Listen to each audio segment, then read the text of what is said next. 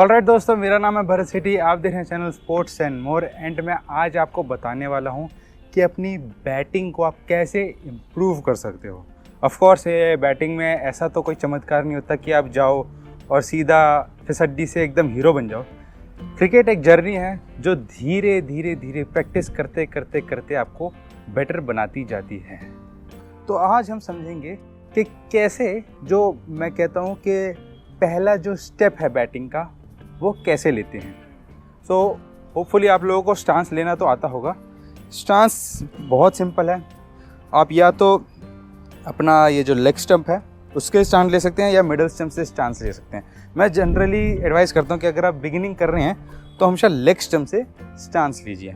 अब leg stump से stance लेने का क्या मतलब है, आपको क्या बोलना है एम्पायर को कि भाई एम्पायर, जो मेरा जो बैट का ब्लेड है वो पूरी लेग स्टंप जो है कवर कर रहा है कि नहीं, क्योंकि सामने से बॉल आएगी। तो अब आप बैट यहाँ रख दें, एम्पायर कहेगा स्लाइटली, आप हल्का सा यहाँ रख दीजिए। एम्पायर थोड़ा सा और कहेगा स्लाइटली, आप हल्का सा यहाँ कर दीजिए।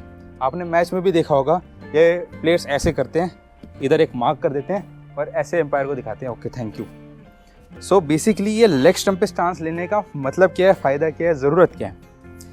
सिंपल सी ज़रूरत है। अब आप देख लीजिए, बैट्समैन बैटिंग कर रहा होता है, उसे एक बॉल चाहिए होती है आउट होने की, है ना।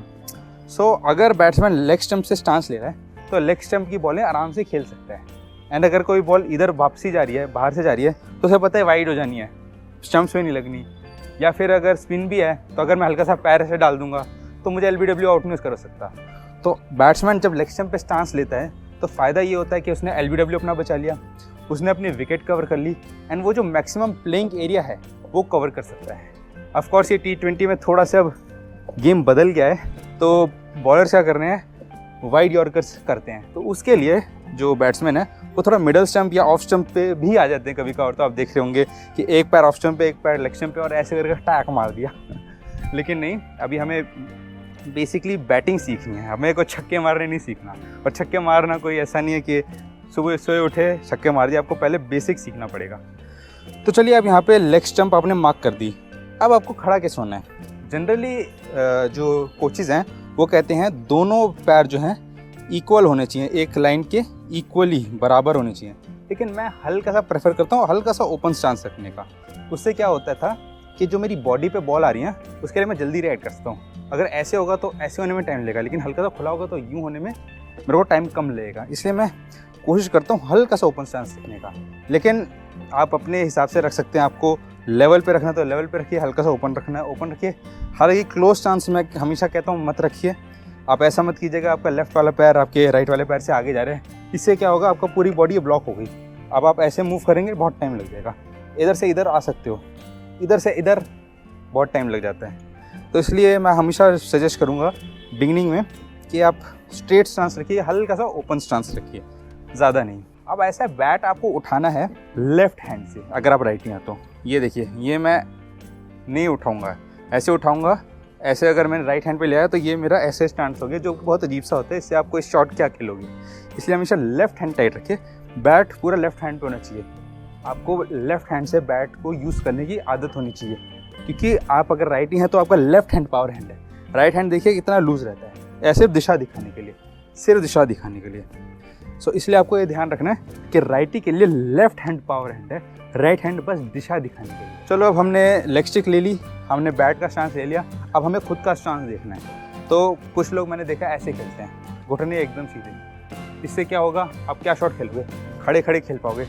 ऐसे करके तो बेंड तो नहीं हो जाएगा एकदम, आप ऐसे सीधे ही फेंकोगे, खड़े खड़े खेल पाओगे, कुछ नहीं बेंड होएगा। अगर घुटने बेंड नहीं करोगे तो कोई शॉट खेल नहीं पाओगे। खड़े खड़े, हाँ ये है विक्की से ये शॉट चल सकता है, ये खड़े खड़े ये शॉट चल सकता है, बस यहाँ से यहाँ भी नहीं चल पाएगा, ये शॉट चल पाएगा। इसलिए घुटने जो है हमेशा बेंड करके रखिए, हल्के बेंड। शॉट खेलते टाइम भी बेंड, अगर आगे बेंड होना है तो, अगर पीछे जाना है तो पीछे बेंड। तो नीज़ को आपको अच्छे से बेंड करके रखना पड़ेगा। अब मैं एक गलती बहुत ज़्यादा कर रहा था, ये बॉडी देखें गिर गई। बॉडी को जितना हो सके स्ट्रेट रखना है, ठीक है। बॉडी मतलब ये जो टॉर्सो है मेरा, उसको स्ट्रेट रखना है। नीज़ बेंड, टॉर्सो थोड़ा स्ट्रेट रहता है, हल्का बेंड रहता है लेकिन ज़्यादातर स्ट्रेट रहता है। मेरा जो शोल्डर है इसके ऊपर से मैं बॉल को देखूंगा, ऐसे खड़े होकर नहीं देखूंगा सामने सामने, नहीं, मुझे स्टांस में रह के ही अपने शोल्डर के ऊपर से बॉलर की कलाई देखनी है। मैं बॉलर की कलाई देख सकता हूँ तो बॉलर को समझ सकता हूँ कि कौन सी बॉल डाल रहा है और उस हिसाब से खेल सकता हूँ। सो हमेशा पैर ओपन स्टांस रखो या स्ट्रेट लाइन पे, नीज हमेशा बेंड रखनी है, टॉर्सो जितना हो सकता है ऐसे गिराना नहीं है, स्ट्रेट रखने की कोशिश करनी है।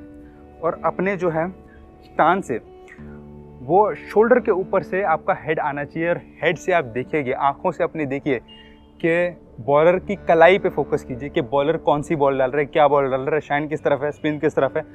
आधा गेम तो आप बॉलर की कलाई से बॉल छूटते ही ख़त्म हो जाता है, ठीक है, आधा बॉल तो वही ख़त्म हो जाती है, बाकी आधी आपको बस अपना रेडी होके मारना है। इतना टाइम नहीं मिलता कि आप बॉलर छूट गई, बॉल पड़ गई, अब आप देख रहे हैं अच्छा कौन सी स्पिन है, नहीं ऐसा नहीं हो सकता। आपको बॉलर के हाथ की कलाई से ही मेजर करना है कि कौन सी लेंथ पे आएगी एंड अप्रॉक्सीमेटली कौन सी लाइन पे भी आ रही है। और एक जो बहुत ज़्यादा बड़ी गलती जो मैंने देखा अक्सर लोग करते हैं वो ये है, ऐसे बैट पकड़ते हैं, उनकी एल्बोज भी एकदम सीधी हो रखी होती है, ऐसे बैट नहीं पकड़ सकते आप। आपको एल्बोज खोल के रखनी है, ऐसे आपको एल्बोज जितना खोल के रखेंगे, दोनों एल्बोज खोली, उतना बैट चलेगा, उतना बैट चलेगा, ऐसे बैट चलेगा, ऐसे बेंड भी कीजिए। तो हमेशा अपनी एल्बोज जो है खोल के रखिए। अब मैं कोई बहुत ज़्यादा ब्रिलियंट बैट्समैन तो नहीं हूँ, एक एवरेज सा बैट्समैन आप कह सकते हैं, मैं बहुत बड़ा प्लेयर नहीं हूँ, लेकिन वो भी स्टार्टिंग में भी आप बुरे से एवरेज तक कैसे आएँ, ये बेसिक टेक्निक्स ही आपको लाएंगे। अब हर कोई पैदा होते सूर्य कुमार नहीं बना, हर कोई जो स्टार्ट करता है वो बेसिक से करता है, एंड जब वो बहुत अपना बेसिक में एक्सपर्ट हो जाता है फिर वो अपना जैसे मर्जी चाहे बढ़िया से चाहे, उसे पता चल जाता है बैट बॉल उसके बैट के साथ नाचती है फिर। तो इसलिए स्टार्ट कीजिए बेसिक से, बेसिक्स अच्छे रखेंगे तो आप उल जलूल कुछ भी करें आपके हक में चीज़ें जाएंगी। इसलिए स्टार्ट हमेशा बेसिक से करें और यही बेसिक है।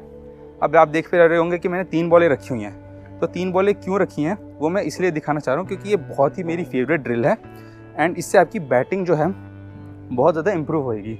अब जनरली क्या होता है, नए नए खिलाड़ी जो होते हैं उसके पैर चलते नहीं हैं, वो यहीं से यूँ खेल देता है, यहीं से यूँ खेल देता है, यहीं से यूँ खेल देता है, और पैर जब तक नहीं चल रहे आप बैटिंग नहीं कर पाएंगे। चाहे आप हिटिंग करना चाहते हो, सिर्फ खड़े खड़े यही शॉट लगता है, आपको पैर इस्तेमाल करने पड़ेंगे अगर आपको 360 घूमना है, अगर आपको अच्छा प्लेयर बनना है, अगर आपको रन निकालने है, अगर आपको अच्छी बैटिंग करनी है तो आपके पैर चलने बहुत ज़रूरी हैं। तो ये सब आप क्लियर रखिए। और ये जो ड्रिल है वो मैं बताता हूँ कैसे करनी है। आपको 3 बॉलें रख लेनी है, क्योंकि अब बेसिकली बॉल कहाँ तक पड़ सकती है। एक मीडियम पेसर का अगर मैं एग्जांपल ले लूँ, मेरे सिदाई में पड़ेगी, क्योंकि अगर इधर पड़ेगी तो मोस्ट प्रोबेबली वाइड हो जाएगी, तो मुझे अपनी सीधी बॉल जो है जो मेरे बॉडी लेंथ पे आ रही है उसको खेलना आना चाहिए। मैं इधर रख देता हूँ थोड़ा। एक थोड़ा जो क्लासिक डिलीवरीज होती हैं जिसमें आउट स्विंग में एक कत्ती लग के पीछे जाती है बॉल, एक डिलीवरी वो बहुत अच्छी होती है मीडियम पेसर की। ये सारी मैं फिलहाल गुड लेंथ की आपको बता रहा हूँ क्योंकि डिफेंस ड्राइव बेसिक चीज़ है। शॉर्ट बॉल को छोड़ दिया कुछ नहीं हुआ, लेकिन जो बॉलें गुड लेंथ पे पड़ रही हैं, आपका फुल लेंथ पे भी जो पड़ रही हैं, जो आपको ऊपर बॉलें आ रही हैं, उनको डिफेंस और ड्राइव मारना आपको आना चाहिए। इसलिए सबसे बेसिक है, गुड लेंथ की बॉल खेलना शुरू कीजिए और फुल लेंथ की बॉल मैं कहूँगा प्रैक्टिस कीजिए। और ज़्यादा से ज़्यादा क्या होगी, विकेटों के बाहर काफ़ी, इसको भी मुझे खेलना आना चाहिए। इससे ज़्यादा कोई बाहर बॉल डालेगा तो वाइड हो जाएगी। तो जो 3 बेसिक बॉल हैं, body length ball, off stump के पास वाली बॉल एंड ऑफ स्टंप के बाहर वाली बॉल, ये तीनों बॉल मुझे खेलनी आनी चाहिए। उस पर पैर मेरा चलना चाहिए। तो पैर चलना कैसे शुरू होगा, स्टांस लीजिए, वैसे ही स्टांस लीजिए, अपना आपको बॉलर को देखना है अपने कंधे के ऊपर से ऐसे, एंड बॉल हमें पता चल रही है पिच उधर हो रही है, समझ लेते हैं, तो पैर ले जाइए और ऐसे खेलिए। बहुत सारे प्लेयर्स प्रैक्टिस क्या करते हैं कि पूरा बॉल के ऊपर पैर लगे फिर खेला, नहीं, हमें बॉल को जो है टो से मारने की प्रैक्टिस नहीं करनी है, हमें बैट में मिडल करना है, बॉल को मिडल करना है बैट से। तो इसलिए मैं कहूँगा कि आप उतना अनुमान लगाइए कि जहाँ पे बैट मिडल करे बॉल को। तो इसलिए मैं हमेशा कहता हूँ कि पूरा पैर ले जाइए, बेंड कीजिए, बेंड करना ज़रूरी है, और फिर प्लेट कीजिए। ये देखिए, अगर ये बॉल टप्पा खाएगी तो काफ़ी हद तक मिडल पे टच होगी मेरे। तो यही आपको प्रैक्टिस करनी है इन तीनों पे भी। हल्का हम ऐसे करेंगे, हल्का हम ऐसे करेंगे, हल्का हम फिर ऐसे करेंगे, फिर ऐसे करेंगे, फिर ऐसे करेंगे। ऑफ कोर्स मेरी टेक्निक भी परफेक्ट नहीं है, एंड परफेक्ट तो मुश्किल ही आए, लेकिन अच्छा बनाने के लिए आपको ज़्यादा से ज़्यादा प्रैक्टिस करनी रहती है। अब मैं क्या करूँगा, थोड़ा सा हल्का सा चेंज लाऊंगा। बॉल इधर पड़ रही है, पैर निकाल के डिफेंस होल्ड, वहीं से वापस। जनरली आप स्टार्टिंग करेंगे आपका ऐसे ऐसे ऐसे डिसबैलेंस होगा, तो वही हमें बैलेंस बनाना भी सीखना है साथ साथ। स्टांस लिया, बॉल इधर है, पैर निकाल के ये, ठीक। अब ऐसा है, क्रिकेट में इतना टाइम तो होता नहीं है कि आप ऐसे पैर निकालें फिर प्ले करें, है ना।